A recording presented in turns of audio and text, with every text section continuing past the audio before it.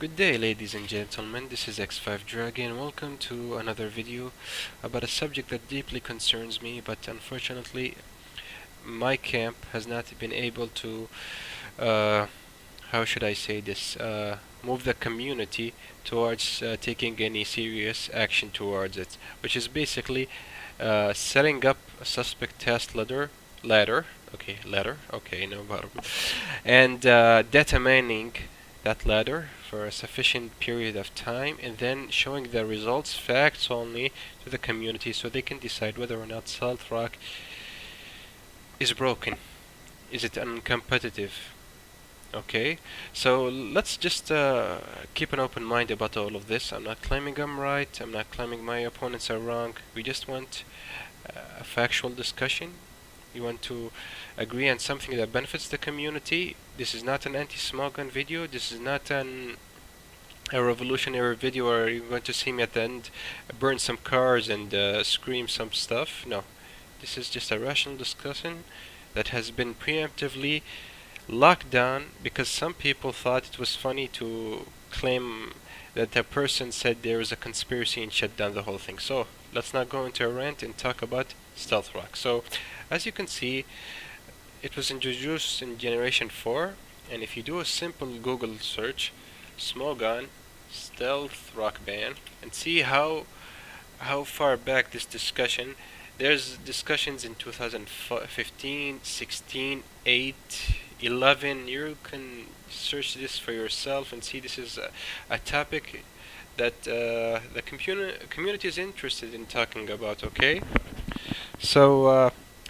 as you can see, there are two types basically that take acceptable damage. I don't know if taking what amounts to burn damage per switching is acceptable, but as you can see, starting from 1 and neutral to rock, weak to rock, super weak to rock, you see that it really hikes up in damage in an unacceptable way, and I'll show you why. You got 12% per switch, and this is not just one Pokemon. I mean, imagine if you're poisoning a Pokemon, it will only affect one and he can heal itself. This is 12% per switch, and you got 25 for rock weak Pokemon. You get 50%, 50%, one single turn move. Okay, so I've put up points here. You gotta excuse me. I have I need to remind myself because there are a lot of points. Okay, so I'm going to make it short. Team building and centralization. This doesn't need any type of brainstorming or thinking. This is a reality. When you team build, the first thing that comes on your mind, Stealth Rock. Am I going to use a stall team? Who's good to be my defogger or my rapid spinner? Because stall 100% depends on switching back and forth between walls, and then sometimes using aromatherapy or heal bill and such. Okay, so switching is essential to stall. Okay, so we talk about offense. Can I use rock weak Pokemon? Volcarona, Charizard, Talonflame in the previous gen, unfortunately. Poor Talonflame. If you say yes, you definitely need to have a rapid spinner. And you know, and I know that a lot of times, I'm not gonna say do some kooky, scary stuff, but at least 50% of the time, that's all they do. They just remove hazards and die. And sometimes the hazards come back again. Is it poor team building? Sometimes. But is it sometimes against the odds and you just have to sacrifice this Pokemon so you can bring your sweeper safely? Yes. Okay, so how is it that the opponent can play with 7 Pokemon, essentially 7 Pokemon, because we know that the damage of SR, if it was calculated factually and then compared to the top sweepers of OU per match, I guarantee you if it wasn't the first, it would be in the top 5, 3, even by worst case scenario, top 10. So it deals damage based on 1 turn. Where's the skill in that? Okay, so team building, you build an SR, and then you decide what you want to do with the team. Okay, you choose SR weak Pokemon, you're going to revolve your team around support. You want to build stall, you're going to have to include a defogger or a spinner. You don't want any of them, then automatically good Pokemon that should not be punished heavily like this. Not by a single turn move. Charizard, Talonflame, Volcaron, and I'm talking about the sweepers that actually made the cut to OU. That didn't just drop on and disappear. Because this, in reality, if you look at 2 and 4%, then obviously that means that entire types have gone or been downgraded. 1 tier, 2 tier, whatever. Okay? We've seen before in the Smogon BW ladder. I'm going to put all the links that I can possibly can. This is an objective debate. I want you to say X5Dragon, you're wrong. You don't know what you're talking about, or I want to say I agree or you don't agree, or you give me a like. I mean, it's your choice. I just want an honest evaluation and reaching the truth about this, okay? Without closing topics, without cooking half-baked excuse. I mean, oh, this guy is a conspiracy believer. Let's just close him and depend on the new accounts who are just liking us to feel better about ourselves, okay? If this is harsh, I'm sorry. I'm not a candy coating guy. I've been with the community for 4 years. I've been in the Pokemon community since Blue. I care, okay? And part of growing and being the best is make sure that we always hold ourselves to the highest standards. Nobody's perfect. Certainly not me. Okay, so let's go back. We compare one with other hazards. Okay, do I have to do this really? You know, spikes, toxic spikes, the ones that deal damage. Okay, and okay, spikes and toxic spikes. You need at least 2 turns for them to have the full effect. And what's the full effect? You tell me.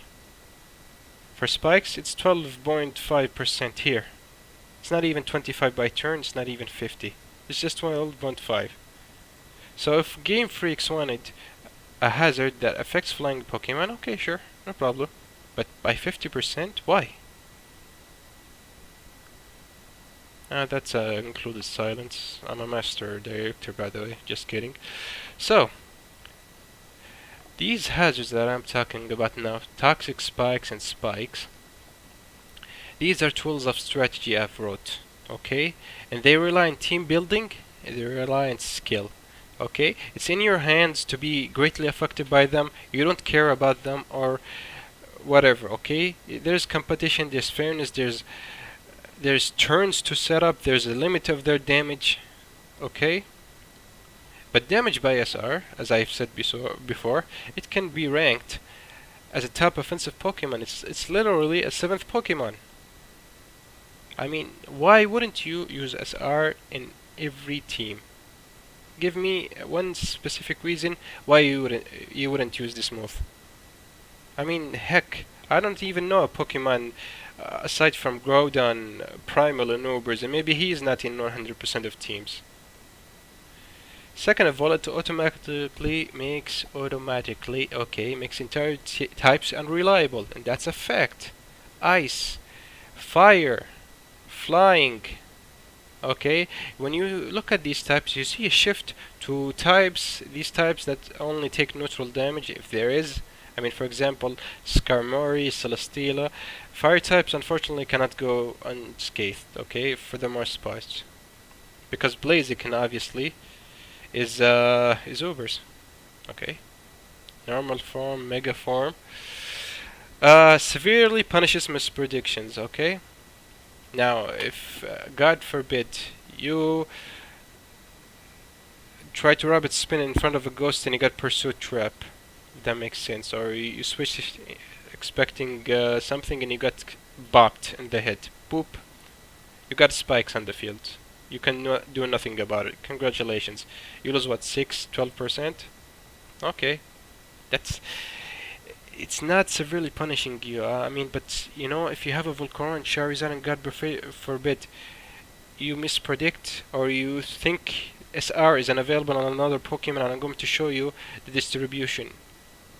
Okay, what happens is you have a useless Volcarona, you have a useless Charizard, you have useless Talonflame.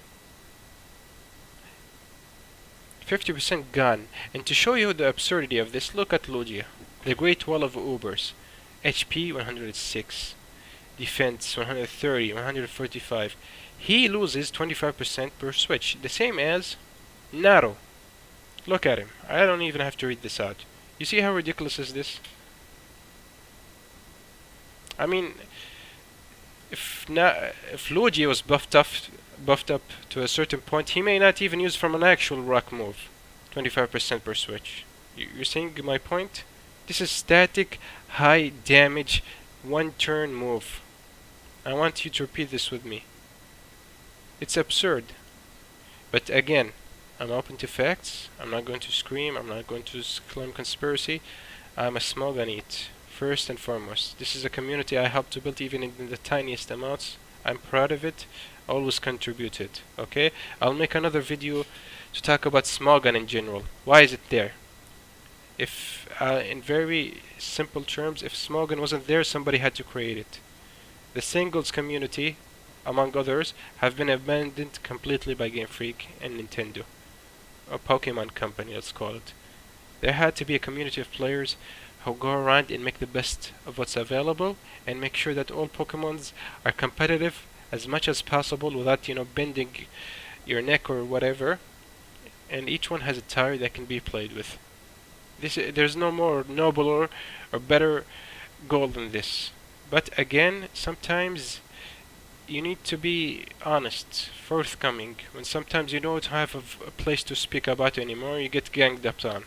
Okay? I'm sorry, that's what happened. So, what are the words by the camp? Other than it's been 3 generations, why should we care now? There's defog.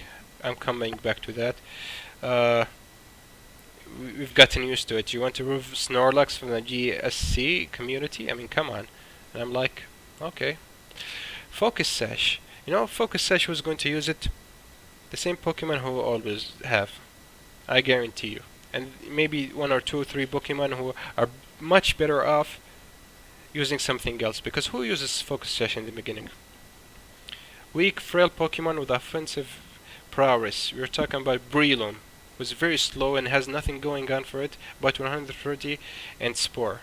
This guy always uses Focus Sash. If he doesn't, he's coming mid-match. And his entire move is something else. Okay, not entirely, but you get the point. You got Alakazam. He uses, Magic Guard or whatever. Sorry, I don't, sometimes I forget facts. I play Pokemon all the time, but I like to be sure. Instead of, people going out beyond the point and said, look, he made a mistake on YouTube. Okay, we cannot have that. Alakazam has Magic Card. He can use Focus Sash, and he almost does. Because why not? Okay, these are Pokemon that were, you can say, built for Focus Sash. You can say that, right? Okay, so I'm not seeing a heavy spike in Focus Sash users, and there wasn't in the BW meta, the one that had SR-less ladder. Long-term battles. I've seen some people point out to ABR versus Telly matches. Basically, they say these are 2 highly rated players, and they are. I don't mean to take anything from anybody, but I'd like to point out also there are SR-less or SR battles that last just as long, if not longer. Okay, so without a ladder, we cannot determine for a fact that without SR battles are going to have longer turns. Okay, and then of course it's already too late. It's been 3 generations, and I'm sorry, I don't accept that. Okay, now defog. I've cooked up something very simple. This applies to Smogon tires. By far the most widespread singles rules, and when I say rules, I mean community-made rules. Okay, you should not allow somebody to take away that Smogon is enforcing something when this is a community, and these are community-based rules. Okay, so when I say OU, I mean the most popular OU singles OU rules. Okay, there may be others, and I always welcome competition. We have to welcome competition at this point. You get 16 users that realistically have the move in there to set or top percentage of sets without going out your way to have SR when it's not belonging there.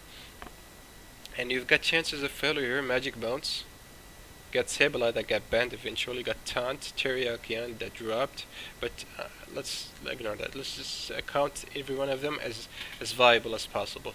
You got Magic Bounce, you got Taunt users, and you got Spore. This is chances of failure.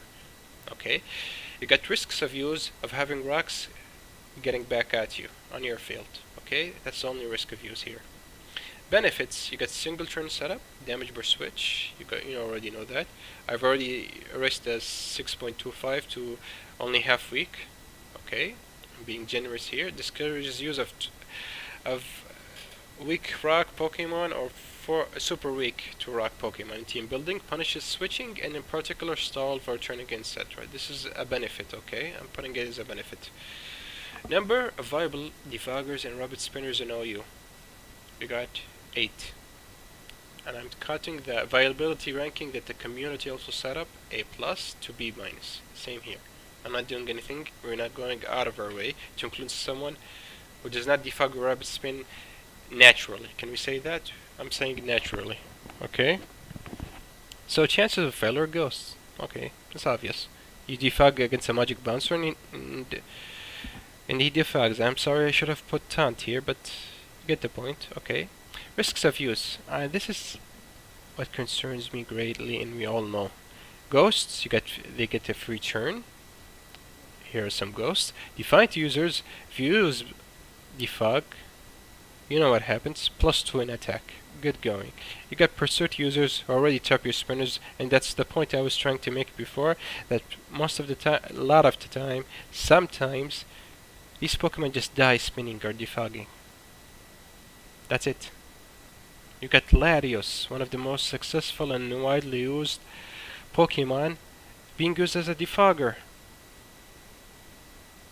I've got a Pokemon here that has 115 space stat speed, and I think 130. Sorry, I'm not good at memorizing, but I use all of them. It's used as a defogger, and sometimes and usually dies by just defogging. Because when you press defog, somebody's going to switch on you, or you're using it as a last dish move to, for example, bring in a very rock weak Pokemon. Benefits: opponent does not get benefits of SR. Okay, that's logical enough. But there is something that stays, even if you use defog or don't. The discouraging of using weak rock Pokemon or super weak is still there. Even if the opponent does not have SR, you assume it is there by default. Because why not? There is no reason to not bring Stealth Rock unless you're using something very niche. Okay? You're almost always using Stealth Rock. Okay? So, unfortunately, this thread got locked. They say I've gone too far. I've insulted the higher community, and by higher community I'm not insinuating that there's a monarchy here. It's just saying that I'm accusing some people of being elitists. Okay? What happened is I questioned who convinced somebody who posted a great anti-SR post to remove it, and they said, oh look, he's a conspiracy believer. Okay, so I want you to discuss this. If you have a way we can set up an SR-less ladder, because obviously all attempts to set up one in Generation 7 is gone for Smogon at least. If you have a community who wants to try it out, if you want to have an argument against it, please, by all means. This is just opening a discussion that has been prematurely closed, and I wish you all the best. This is X5Dragon, and I'll see you hopefully in another video talking about, despite it might sound contrary to you, but Smogon is there because the community is there. Okay? If the community stop playing Pokemon, Smogon will disappear along with it, and everybody else. And as much as people like to blame Smogon, they should also blame people who dropped out of the race of defining the metagame in general. I mean, you got Cerebi sitting on tons of data and doing nothing with it. You got Pokemon Online, who unfortunately was one of our rivals. It used to be a good atmosphere, You got other communities that are not doing anything much. Okay, if whining is not acceptable, you have to do something. Okay, you either participate in the community or show them a better way. Better way. Did I say that? Okay, sorry. Better way.